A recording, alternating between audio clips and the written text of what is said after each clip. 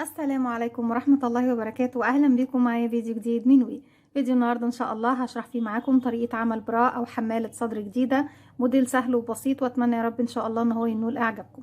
هنستخدم مع بعض خيط قطن مصري، هو دوت طبعا اسم الخيط اهو. ده نوع الخيط، نستخدم اللون الاحمر، وهستخدم معاه ابرة رقم 2.5 ملم. اتمنى بس يكون الرقم واضح. القطن بتاعنا زي ما احنا شايفين، هو الطول بيكون 200 متر والكمية بيكون 100 جرام. عندنا تعليمات الخيط التانية، هو مش كاتب تعليمات غير تعليمات الغسيل بس، لكن هو مش كاتب هنستخدم ابرة رقم كام، لكن هنستخدم مع بعض النهاردة ابرة رقم 2.5 ملم. تقدري تستخدمي فيه من رقم 2 الى رقم 4 ملم. زي ما احنا شايفين هو قطن 100%، ما فيهوش بوليستر، ما فيهوش اكليريك، ما فيهوش اي مواد بلاستيكيه، يعني امن جدا ومريح على الجسم وللاطفال كمان ومرضى الحساسيه. هنبتدي نقول بسم الله الرحمن الرحيم. اول حاجه طبعا بنبتدي نعملها في حماله الصدر او الصدريه او البرا، بتكون طبعا القطع اللي هي زي ما احنا شايفينها دي، وبنشتغلها على قطع من الاسفنج زي ما احنا شايفين بتكون جاهزه. او طبعا بتشغليها على مقاس البرا الخاص بيكي او باي شخص انت بتشغلي له البرا، او بتشغليها بالمقاسات اللي هنقولها النهارده مع بعض لغايه طبعا ما بتوصلي للمقاس المحدد. احنا بنشغل الجزئيه دي او القطعه دي، بنشغل منها قطعتين بتكون مقاساتها ايه، وبنبتديها على اي اساس. بنبتديها بالنسبه لمقاس سمول ب6 سنتيمتر، يعني بتبتدي سلاسل البدايه ب6 سنتيمتر، ولو هتعملي ميديوم بتبدأي ب8 سنتيمتر، ولو لارج او اكس لارج او اكس اكس يعني هي المقاسات اللي طبعا فيما فوق هتكون 10 سنتيمتر. احنا بنشغل دايما في المعتاد يعني بنشغل على مقاس سمول، لان هو بيكون مقاس صغير بحيث ان احنا ما نطولش عليكم الشرح، فهنبتديها نشرحها مع بعض بمقاس سمول. عدد سلاسل البداية اللي انا شغلته في البداية كان 12 سلسلة، وطلع معايا 6 سنتي. يعني انت بتشغلي بالسنتيمتر، مش شرط انك تشغلي بعدد السلاسل، لان ممكن عدد السلاسل معاكي يختلف عن اللي معايا على حسب طبعا طريقة مسكتك للخيط والإبرة. هسيب مسافة من الخيط ونقول بسم الله الرحمن الرحيم. هلف الخيط بالشكل ده على الهوا حلقة. هندخل بالإبرة بتاعتنا داخل الحلقة، بلف الخيط على الإبرة وبخرج منها. طرف الخيط بشده بقى في عقدة البداية. علشان تكوني مجموعة من السلاسل بيكون عندك على الإبرة حلقة بتلف الخيط وتخرجي منها. بسم الله، 1 2 3 4 5 6 7 8 9 10 11 12. طبعا بالمتر بتاعنا بنسيب السلاسل على الترابيزه بتاعتك على التيبل، ما تشديش السلاسل عشان خاطر لو شدتيها وقستي يكون المقاس مش مظبوط. انا محتاجه 6 سنتيمتر، هو كده بالملي بالظبط 6 سنتيمتر زي ما احنا شايفين، يعني بنقيس على اساس المتر بتاعنا بالسنتيمتر. هنشتغل بغرزة العمود بلفة، وهو الصدرية بتاعتنا او الحمالة بتاعتنا كلها النهاردة بتكون بغرزة العمود بلفة.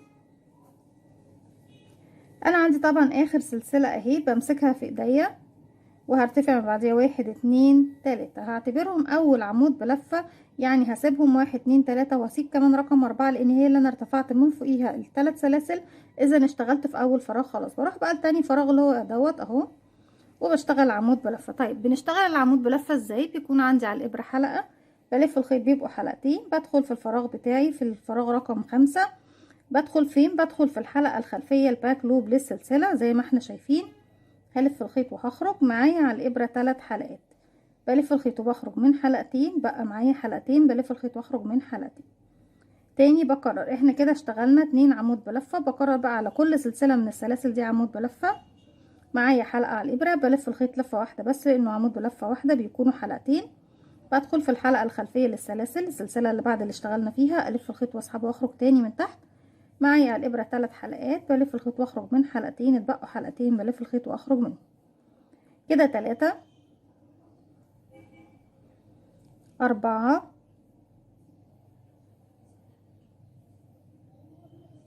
5 6 7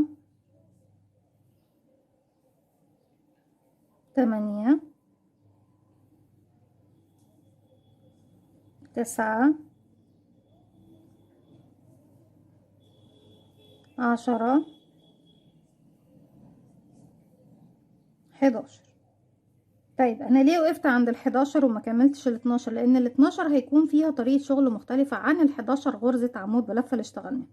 غرزة رقم 12 بشتغل فيها عمود اللي هو طبعا العدد بتاعها المكمل لرقم 12، وارجع اشتغل 3 عمود بلفة اللي هما بداية الصدفة بتاعتي اللي هي في المنتصف دي زي ما احنا شايفين، يعني بشغل فيها عمود، ده طبعا اللي هو بيكون رقم 12، وارجع في نفس الفراغ اشغل 3 عمود 2 سلسلة 3 عمود، والعمود اللي هو طبعا رقم 12 من الاتجاه التاني.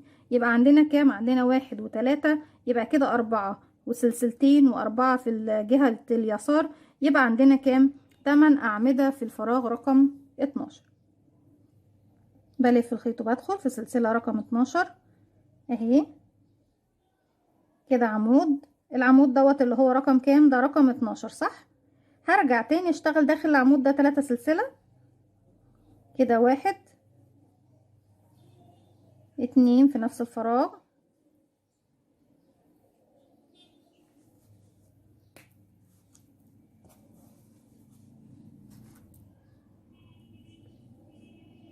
3 وبعديهم سلسلتين 1 2، وارجع تاني في نفس السلسلة رقم 12 بشتغل كمان 3 عمود بلفة جهة اليسار بقى كده، 1 2 3 والرابع اللي هو يعتبر اول عمود بالنسبة طبعا للجهة دي بالنسبة للأعمدة ال 12، لان ده الفراغ رقم 12 ما ننساش. يبقى اشتغلت في الغرزة رقم 12 ايه؟ اشتغلت 4 عمود بلفة 2 سلسلة 4 عمود بلفة. طيب ترتيبهم وتفصيلهم عبارة عن ايه؟ العمود الاول منهم هو رقم 12 بالنسبة للمجموعة دي. الثلاث اعمدة دول طبعا يخصوا الصدفة اللي عندي في المنتصف هنا دي اللي بتديني الزيادة وزيادة المقاس بالنسبة طبعا للصدرية اللي احنا بنعملها. نرجع 3 عمود هنا طبعا وهو تكملة ال3 اللي هنا الصدفة، والعمود الرقم 4 هيكون بداية الشغل عندي في الجهة اللي هي طبعا التانية جهة اليسار، الواحد من ال12 اللي على اليسار. طرف الخيط طبعا بسيبه في الخلف عندي هنا، وبرجع اشتغل بقى عمود على كل عمود يقابلني. شوف اول عمود عندي اهو كده طبعا رقم 2، ومنساش ان احنا طبعا اشتغلنا واحد منهم اللي هو رابع واحد هنا كده 2، وقصاد كل عمود بشغل عمود 3 4 5 6 7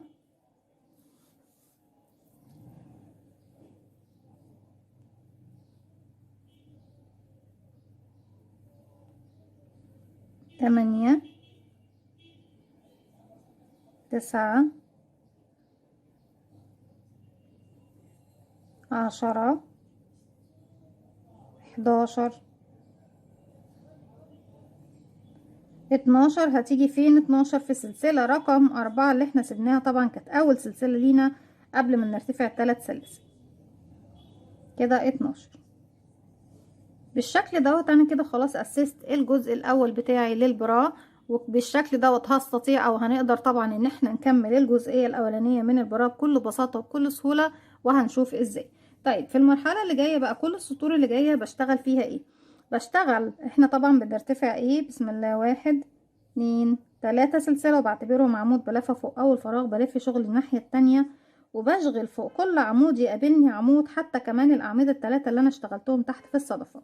طيب اول فراغ احنا طبعا هنا دلوقتي بنشتغل عندي حرف في او رقم 7، تحت كل حرف في هلاقي فيه فراغ، شايفين كل فراغ يخص كل غرزة، ده الفراغ اللي انا بدخل اشتغل فيه. طيب اول فراغ انا اشتغلت فوقيه الثلاث سلاسل، هنشتغل فوقيه تاني؟ لا مش هشتغل فوقيه تاني، لان كده كده خلاص انا اشتغلت فوقيه الثلاث سلاسل واعتبرتهم عمود بلفة، فمش هكرر عشان العدد ايه ما يبص معايا.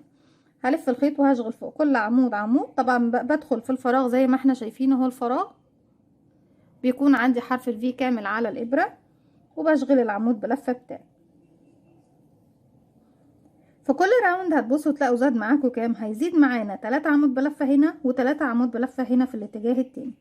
طيب احنا كده اشتغلنا اول عمود وتاني عمود، 3 4 5 6 وفوق كل عمود عمود، 7 8 عفوا 9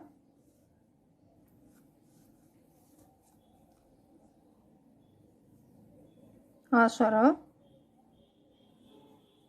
11 12. كده دول ال 12 اللي احنا ابتدينا بيهم تحت، صح؟ هنكمل بقى عليهم اللي احنا دول الباقيين اللي احنا كنا عاملينهم تحت صدفة، 13 14 15. كده اشتغلت على كل عمود عمود بكل بساطة وبكل سهولة. وصلت المكان اللي هو فيه ايه؟ فوق السلسلتين. فوق السلسلتين دايما في كل السطور اللي بترتفعيها بنفس الطريقة زي ما احنا شايفين انك بترتفعي 3 سلاسل وبتشتغلي على كل عمود عمود لغاية ما توصلي للسلسلتين. فوق السلسلتين بنشتغل ايه؟ وهتكون قاعدة دايما معانا، هنشتغل 3 عمود بلفات 2 سلسلة تانيين عشان نشتغل فيهم في الراوند اللي فوق 3 عمود بلفة تاني فوق السلسلتين. يبقى كده من تحت السلسلتين كده عمود، دي 1 2 3. كده دي نص الصدفة. ناخد سلسلتين بعد التلاتة، 1 2 3. برجع تاني تحت السلسلتين بشتغل كمان 3 عمود بلفة. كده 1 2 3. كده خلاص اشتغلنا فوق السلسلتين زي ما احنا شايفين، وكده عملنا الصدفة الجديدة اللي هنشتغل فيها فوق. طيب احنا فوق لما نيجي نشتغل هنشتغل ازاي؟ هنرتفع 3 سلسلة ونشتغل على كل عمود عمود عمود عمود عمود عمود، حتى بما فيهم طبعا ال3 أعمدة اللي تحت. لما بوصل للصدفة اللي هي طبعا مكان السلسلتين بشتغل صدفة جديدة مكونة من 3 عمود بلفة 2 سلسلة 3 عمود بلفة فوق السلسلتين هم. هرجع تاني بقى هكمل الجهة اليسار، بشتغل فوق كل عمود يقابلني عمود بلفة بالشكل دوت زي ما احنا شايفين. احنا طبعا الراوند دوت كان عندي في كل جانب 15 غرزة عمود بلفة. انا عندي طبعا كده ال15 بالاضافة لل3 بقوا 18. كده 1 2 3 4 5 6 7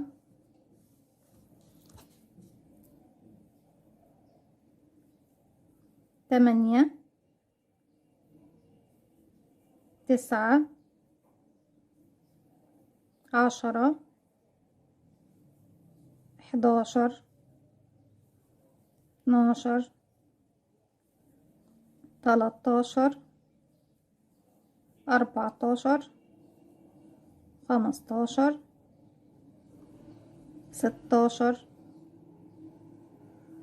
17.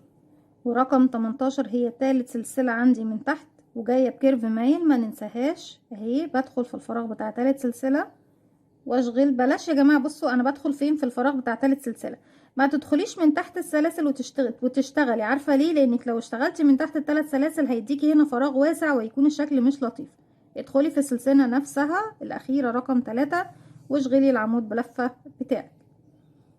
كده بدأت طبعا الجزء بتاعي اهو ياخد الشكل والتقويسة بتاعته زي ما احنا طبعا محتاجين. الراوند اللي جاي خلاص بقى ببتدي اشتغل بنفس الطريقة ونفس النظام، اني برتفع 3 سلسلة 1 2 3 وبلف شغل الناحية التانية. اول فراغ ما بشغلش فوقيه لان اشتغلت ال3 سلاسل خلاص. بشغل على كل عمود عمود عمود عمود يقابلني.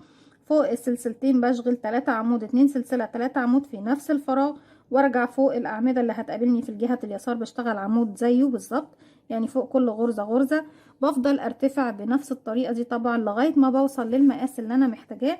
هنا عشان اوصل للمقاس اللي هو طبعا سمول معايا اشتغلت 1 2 3 4 5 6 7 8 سطور بنفس الطريقة وبنفس الاسلوب، اني بشغل على كل عمود عمود يقابلني، وفوق السلسلتين دايما بنشغل 3 عمود سلسلتين 3 عمود زي ما احنا شايفين. ده اللي بيديني زيادة طبعا في المقاس، وبيديني الاتساع طبعا اللي احنا محتاجينه لغاية ما بوصل لاخر سطر، طبعا لغاية ما بوصل للمقاس اللي انا محتاجاه. طبعا انتوا تسألوني طيب مقاس ميديوم او مقاس لارج او اكس لارج او المقاسات الاكبر من كده بتكون بنشغلها قد ايه؟ بنزود على كل جزئية زي دي، يعني ده كده سمول، لو هتشغلي ميديوم زودي سطرين، لو هتشغلي لارج زودي سطرين، وهكذا، وبتشغلي بقى لغاية ما بتوصلي للمقاس اللي انت محتاجاه. هكمل بقى بالشكل دوت كمان. احنا كده معانا 2، هنكمل كمان 6 سطور عشان يبقى معانا 8، وبعد كده هرجع لكم. بالشكل ده خلاص وصلت للمقاس اللي انا عاوزاه. في المرحله اللي جايه نبتدي نعمل السلاسل طبعا اللي بتخلي لي الجنبين اللي هم طبعا بيلفوا حوالين الظهر وبيكملوا الحماله بتاعتنا. طيب عايزين نعرف المقاس بتاعنا، بنحدد السلاسل اللي على الجانبين ازاي؟ احنا طبعا بالنسبه للمقاس المقاس سمول بنشغل على حسب دوران الصدر. دوران الصدر عندي بيكون 82 سنتي، بنشيل منهم 3 او 4 سنتي، وبنشغل بقيه العدد بتاعي ايه على المقاس الموجود. طيب المقاس الموجود كل قطعه من القطع بتاعتي طلعت قد ايه؟ بسم الله الرحمن الرحيم. انا طلع عندي 18 سنتي لكل قطعه. طيب 18 و18 يعني 36، يعني هنكمل بقية العدد السلاسل بتاعتنا. لو قلنا مثلا ان هم 40، لان طبعا اللي يكمل ال36 لغاية ال40 هم 4 سنتي اللي احنا بنخصمهم طبعا من العدد. اذا هيتبقى لي كام من ال80 بتوعنا او ال82؟ هيتبقى لي 40 سنتي كمان. هنقسم ال40 سنتي الباقية 20 على اليمين و20 على، يعني 20 على اليمين و20 على اليسار، بالنسبة طبعا لعدد السلاسل. وبالشكل دوت هنقدر طبعا نحدد عدد السلاسل الخاص للجانبين بالنسبة طبعا لحمالة الصدر او البرا، او ان انت بتشغلي مجموعة سلاسل تكفي ان انت تلفيها على حول، يعني حوالين طبعا الجسم او حوالين ايه منطقة الصدر. هنرتفع بقى من نفس المكان اللي احنا فيه. خلاص دي اخر واحدة انا عملتها. برتفع بقى مجموعة من السلاسل ايا كان عددها. كل المطلوب مني ان انا اشتغل مجموعة من السلاسل بمسافة 20 سنتي لكل جنب، ومش هحدد عدد معين لاني بشتغل بالسنتيمتر مش بالعدد. بتشتغلوا معايا بالسنتيمتر مش بالعدد. ليه؟ لان كل واحدة فينا طريقة ايديها في مسك الخيط مختلفة عن التانية. في حد بيسيب، في حد بيمسك ايده في الخيط شوية، في حد بيكون في الوسط. فكل واحدة فينا عدد سلاسل معاها هيكون مختلف عن التانية.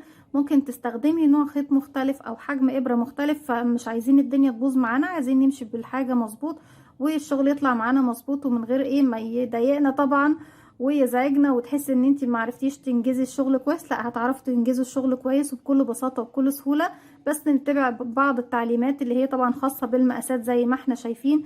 وطبعا اهم حاجة بالنسبة للشغل ان انتي تتبعي طبعا المقاسات اللي هي خاصة بالسنتيمتر، هيكون افضل من ان انتي تتبعي عدد سلاسل معينة وتمشي عليها وفي النهاية يا اما القطعة تطلع كبيرة جدا او تطلع صغيرة جدا او ما تطلعش حتى مظبوطة زي ما انت عاوز. هكمل عدد السلاسل لغاية ما اوصل ل20 سنتي وارجع بالشكل ده. طبعا بعد ما وصلت للمقاس اللي انا محتاجاه 20 سنتي زي ما احنا شايفين، ده جنب واحد بس، احنا لسه طبعا هنكمل الجنب التاني.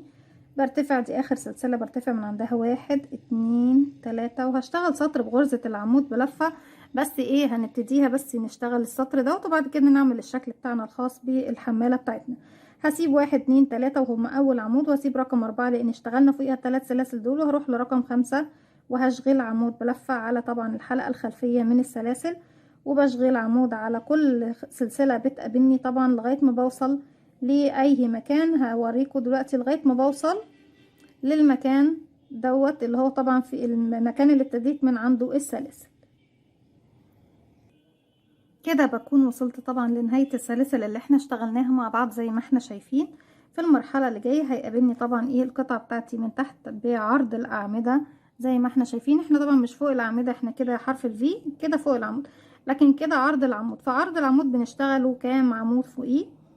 احنا عندي طبعا العمود مكون من 3 سلاسل، يعني المفروض تشتغلي فوقيه 3 عمود بلفة. بشتغل هنا عند الرأس بتاعته 1، وداخل العمود نفسه 2 3، برجع تاني 1 2 3، وهكذا طبعا لغاية ما بوصل الى، بمشي في المكان ده كله بنفس الطريقة دي لغاية ما بوصل للاتجاه التاني بغرزة 3 عمود بلفة فوق كل غرزة زي ما احنا شايفين بتقابلني.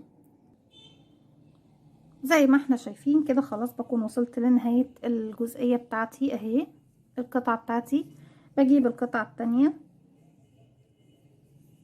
اشتغلت طبعا هنا اخر عمود، بروح بقى اشتغل هنا نفس الطريقة بالظبط. ده اول سلسلة عندي موجودة هنا في العدد، بشغل فوقيها عمود وبتديني طبعا، بصوا احنا كده لما جينا اشتغلنا زي ما احنا شايفين بتدينا الوسع ده. لما بنيجي طبعا نشتغل في السطر اللي جاي بنشتغل على ايه؟ بنشتغل على حرف الفي لكل غرزة بتقابل. بشتغل بقى تاني بنفس الطريقة فوق كل عمود 3 عمود بلفة كده. احنا اشتغلنا 1 2 3 وهكذا. نرجع تاني في كل عمود بشتغل 3 عمود بلفة لغاية طبعا ما بوصل لفين؟ للمكان طبعا اللي هو في النهاية. هنا هنكمل بطريقة الفاونديشن علشان نقدر نعمل مجموعة من السلاسل زي دي بالظبط، ونكمل بالبرا بتاعنا او حمالة الصدر بتاعتنا بالشكل ده. خلاص احنا كده اشتغلنا زي ما احنا شايفين، وصلنا القطعتين ببعض. مش فاضل لنا غير ان احنا بس نكمل بقية اللي هي طبعا الشريطة اللي زي دي علشان خاطر نقدر نشتغل عليها ايه؟ المقاس بتاعنا. طيب احنا هنا مش هينفع طبعا ان انا اعمل مجموعة من السلاسل او اوصل مجموعة من السلاسل وارجع اشتغل عليها اعمدة، هتكون صعبة بالنسبة لكم ومش لطيفة طبعا ان احنا نقعد نفضل نوصف الخيط ونربط ونعمل ونوصل والكلام ده كله، لا. طيب ايه رأيكم نشتغل بطريقة الفاونديشن؟ انا حبيت ابتدي بالطريقة دي في البداية عشان تفهموا ازاي نكمل طبعا بالنسبة للشغل بتاعنا بالطريقة دي. وبرضك في نفس الطريقة في نفس الفيديو نشرح طريقة الفاونديشن برضك ونشتغل بيها. يبقى عندنا الطريقتين، اذا كنت تشتغلي بالطريقة العادية انك تعملي مجموعة من السلاسل وتشغلي عليها، او تشغلي بالفاونديشن على طول. وممكن على فكرة تبتدي بغرز بطريقة الفاونديشن من البداية، بس عشان كان الخيط موصول معايا فكان سهل عليا ان احنا نعمل مجموعة من السلاسل ونشتغل على طول. انا سبت اخر غرزة نشتغلها مع بعض ليه؟ لان اخر غرزة دي هي اللي هتخليني اقدر اشتغل بطريقة الفاونديشن. بنشغلها ازاي؟ بيكون عندي على الابرة حلقة، بلف الخيط بيبقوا حلقتين، بدخل في الفراغ بتاعي وهو اخر فراغ الف الخيط وهخرج معايا على الابرة كده 3 حلقات. في طبعا غرزة العمود بلفة العادي بنلف الخيط ونخرج من حلقتين ونرجع نلف الخيط ونخرج من الحلقتين، لكن طبعا غرزة العمود بلفة بطريقة الفاونديشن بنلف الخيط ونخرج من حلقة واحدة بس، اللي هي بتديني طبعا زي ما احنا شايفين شكل حرف الفي. هنا عندي ضلع وعندي ضلع، بحط ايدي على السلسله دي اتبقى لي كده 3 حلقات بالظبط زي اي عمود بلفه. بلف الخيط واخرج من حلقتين، بقى 2 هلف الخيط واخرج من حلقتين. طيب عايزين نعمل بقى عمود بلفه جاي على الطاير بطريقه الفاونديشن. ازاي يا رندا؟ بيكون معايا حلقه بلف الخيط بحلقتين. فاكرين حرف الفي اللي انا كنت حاطه ايدي عليه اللي هو طبعا الضلعين، السلسله اللي طلعت لنا لما لفينا الخيط وخرجنا من حلقه واحده بس اهي؟ ده ضلع وده ضلع، بدخل فيهم من تحت كده والف الخيط وهخرج، بتبقى لي 3 حلقات.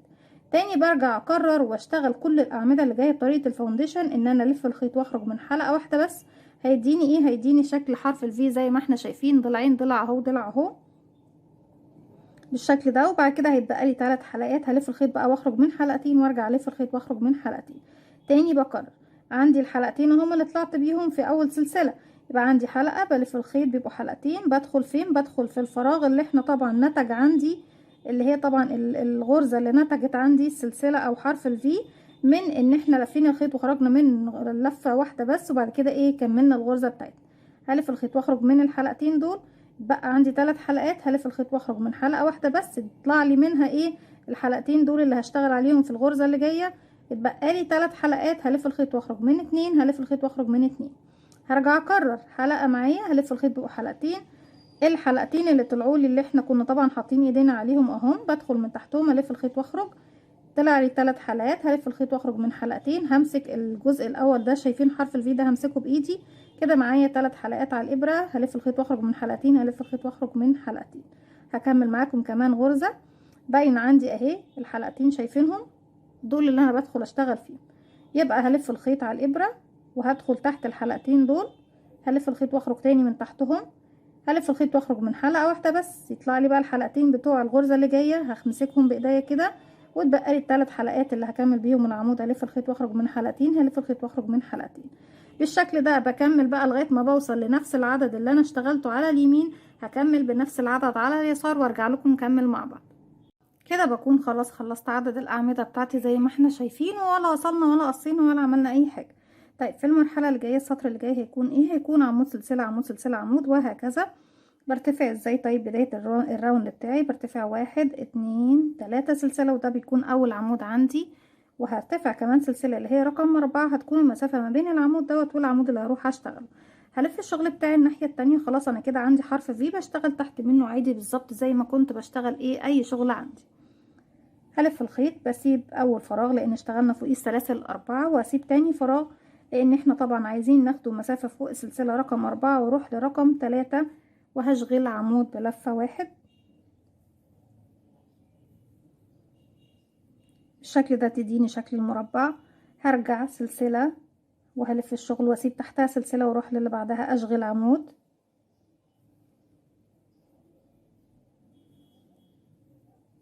سلسلة نسيب تحتها سلسلة ونروح للي بعدها نشغل عمود، وهكذا سلسلة عمود سلسلة عمود سلسلة عمود. في النهاية طبعا بينتج عندي شكل الشبكة زي ما احنا شايفين. بكمل الراوند بتاعي كله طبعا على كل الغرز اللي بتقابلني زي ما احنا شايفين، سلسلة عمود سلسلة عمود سلسلة عمود لغاية ما بوصل لاخر غرزة عندي عمود بلفة زي ما احنا شايفين. كده بيكون معايا خلص الراوند زي ما احنا شايفين. في النهاية انا كان العدد معايا، بصوا عشان بردك لو حصلت معاكم، في المفروض ان انا باخد سلسلة وبسيب تحتها فراغ وهشتغل في اللي بعدها طبعا كان اخر فراغ، والعدد معايا تعتبر يعني زاد واحدة، فخلاص انا تجاهلت واحدة وسبت اتنين في اخر الفراغ ورحت لاخر واحدة واشتغلت العمود بلفة بتاعي. يعني عشان تظبطي المربعات بتاعتك مش شرط ان هي ممكن تزيد غرزة تقل غرزة، هتظبطي امورك بالشكل ده على هذا الاساس. طيب السطر اللي جاي بردك بيكون مربعات بس بشتغلها على العمود الامامي. يعني ايه بشتغلها بنظام عمود امامي؟ يعني نفس الفكرة، برتفع 4 سلسلة 1 2 3 4، وهلف شغل الناحية التانية بالشكل ده. احنا طبعا كنا بنيجي نشتغل العمود بلفة بتاعنا فين؟ المفروض نشتغل فين؟ المفروض نشتغل فوق العمود نفسه. يعني انا خدت 4 سلسلة، هسيب السلسلة اللي تحت واروح اشتغل فوق العمود طبعا من عند حرف الفي، صح؟ بالشكل ده. دي الطريقة العادية اللي بنشتغل بيها. لكن انا مش عايزة اشتغل من فوق حرف الفي، انا عايزة اشتغل عمود امامي، يعني اشتغل من امام من فوق العمود بالشكل ده. طيب امامي يعني ايه؟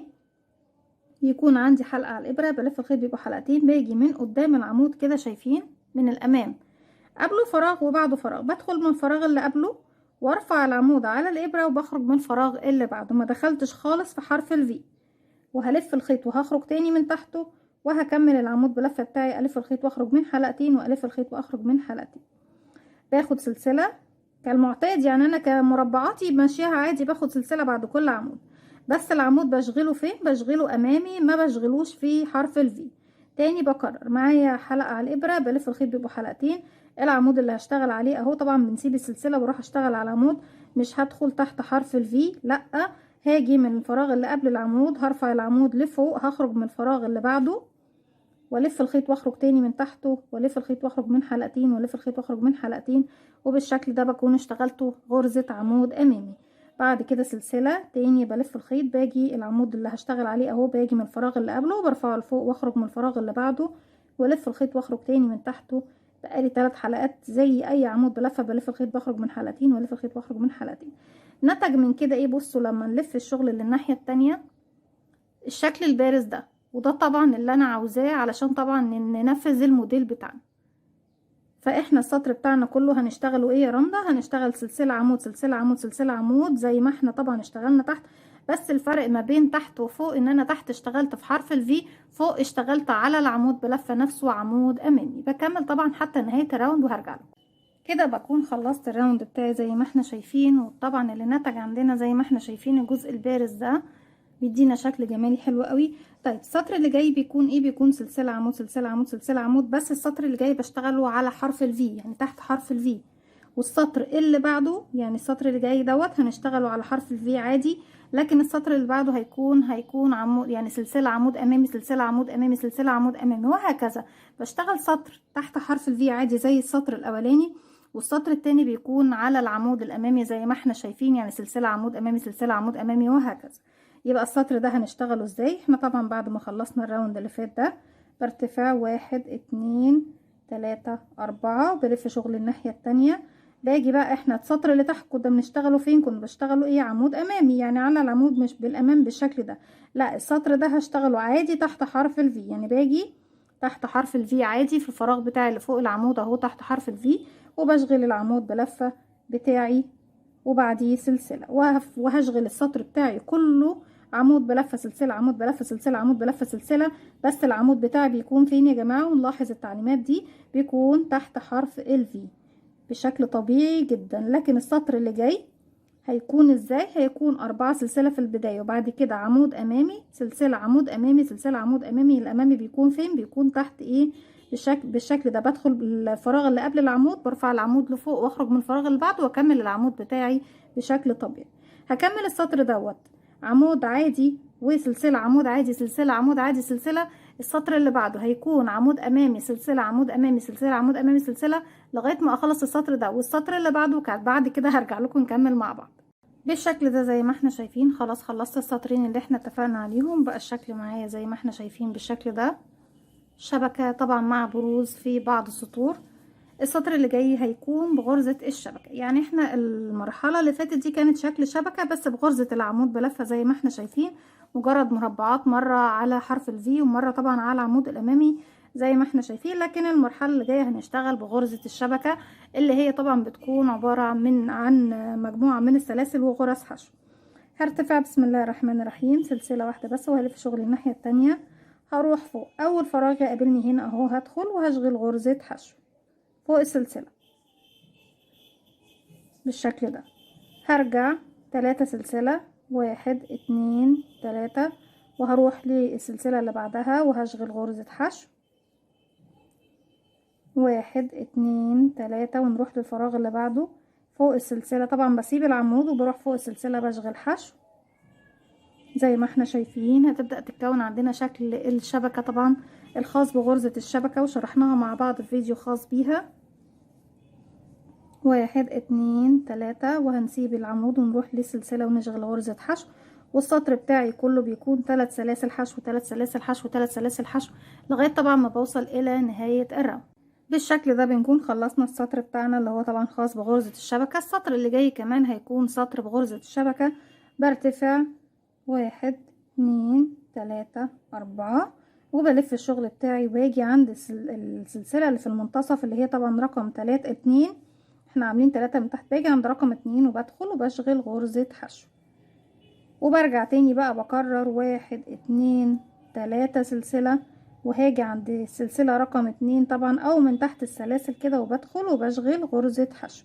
بكمل السطر بتاعي كله بردك بغرزة الشبكة 1 2 3 سلسلة وتحت السلاسل بدخل وبشغل غرزة حشو وهكذا طبعا حتى اوصل لنهاية الراوند. وبعد كده هرجع لكم نعمل اخر مرحلة معانا في البرا بتاعنا.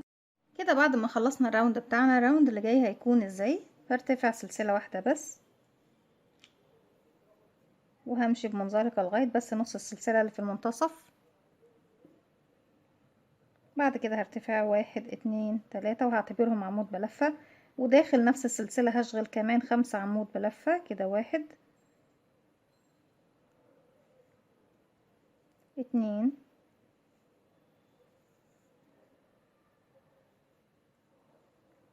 3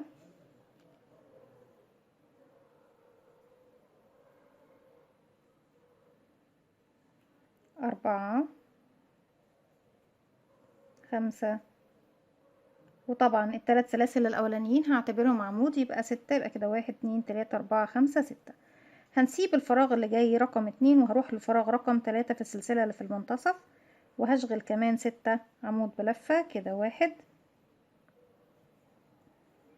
2 3 4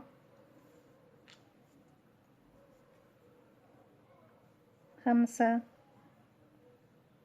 6. بإمكانك تزودي عن الستة لو حابة الكورة بتاعتنا أو البالونة بتاعتنا هي تكون شكل بالونات كده أو كرانيش هنعملها للبرا من تحت زي ما هنشوف دلوقتي.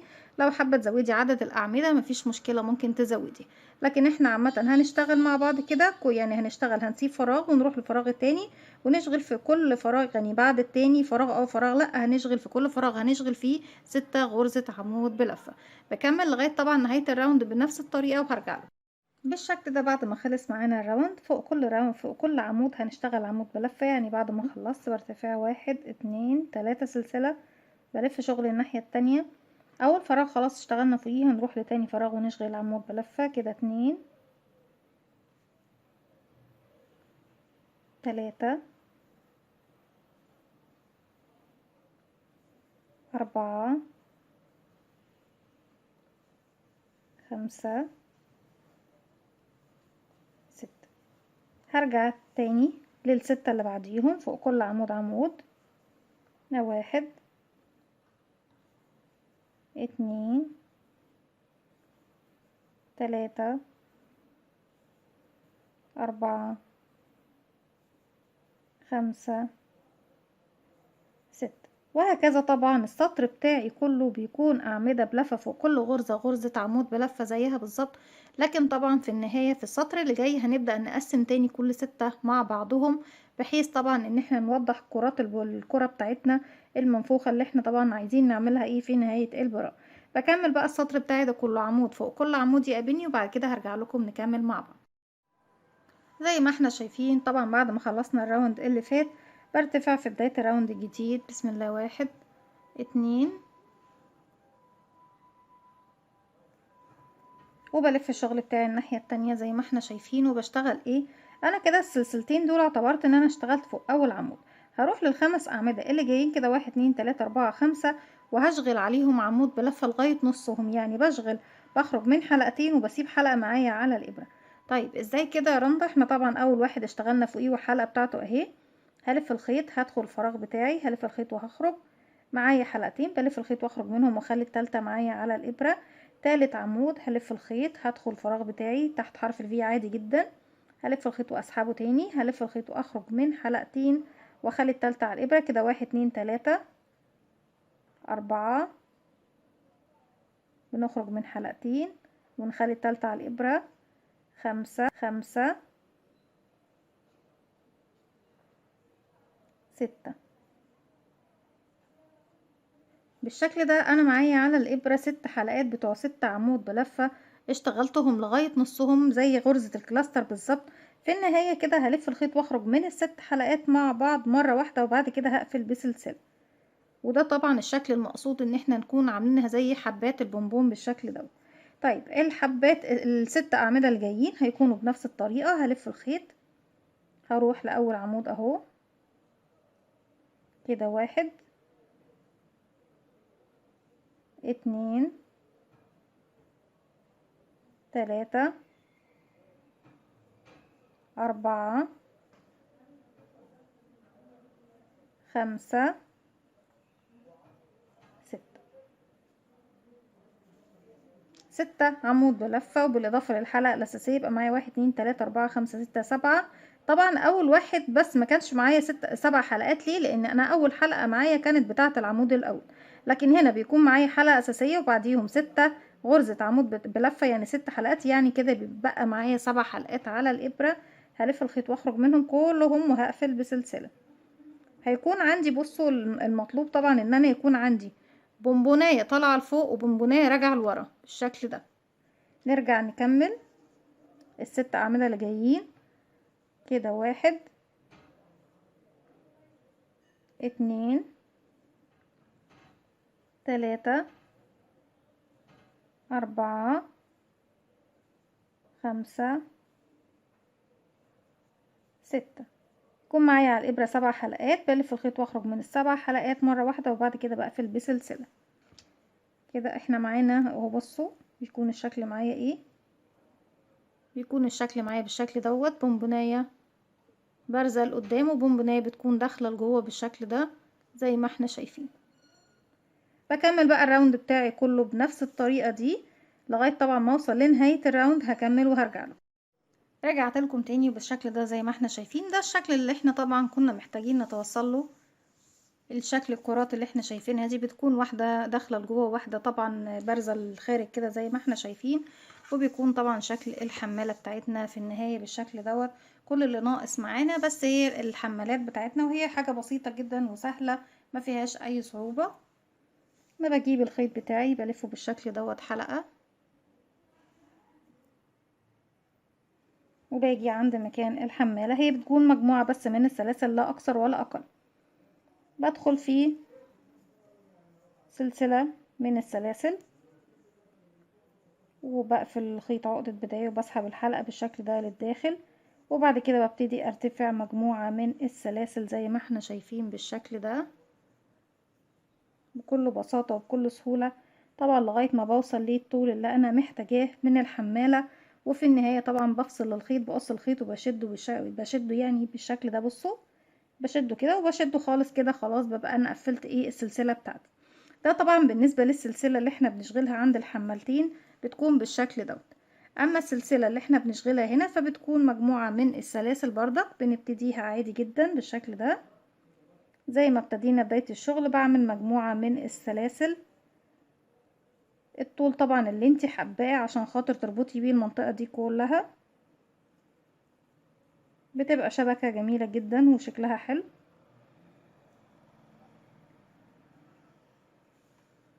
نعتبر حتى ان احنا وصلنا للعدد اللي احنا محتاجينه من السلاسل، وبدخل جزء منها في الاتجاه ده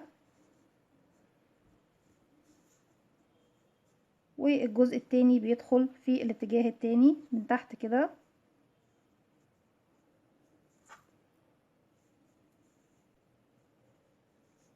برجع الاتجاه دوت بجيبه عكس، باجي هنا اسيب 2 عمود مثلا وبعد كده بسحب السلاسل بتاعتي دي للداخل، ومن هنا بردك بسيب من هنا 2 وباجي اسحب، وافضل اعكس من هنا لهنا من هنا لهنا بالشكل دوت زي ما احنا شايفين بين مجموعة السلاسل اللي بتعمليها. وبتكون هي طبعا المكان اللي بتربطي بيه الفيونكة هنا، وبردك في المكان بتاع الظهر هي بردك بنعمل مجموعة من السلاسل بدخلها هنا مرة وبدخلها الناحية التانية مرة وهنا مرة والناحية التانية مرة وهكذا. بتكون دي طبعا ختام او نهاية الفيديو بتاعي النهاردة ونهاية فكرتي النهاردة. اتمنى يا رب النهاردة ان الحمالة بتاعتنا تكون سهلة وبسيطة وتعجبكم. حبيت ان هي تكون سهلة وبسيطة وفكرتها جديدة، يعني الجزئية اللي تحت دي جديدة خالص، وكمان الجزئية اللي احنا اشتغلناها عمود امامي بالشكل دوت بتدينا شكل جميل جدا زي ما احنا شايفين وبروز بطريقة جميلة جدا. دي كانت الفكرة بتاعتي النهاردة، اتمنى يا رب ان هي تنول اعجابكم. ما تنسوش لو عجبكم الفيديو تعملوا لي لايك وشير وسبسكرايب واستنوني فيديو جديد من وكمان فعلوا زرار الجرس عشان يوصلكم مني كل جديد. السلام عليكم ورحمة الله وبركاته.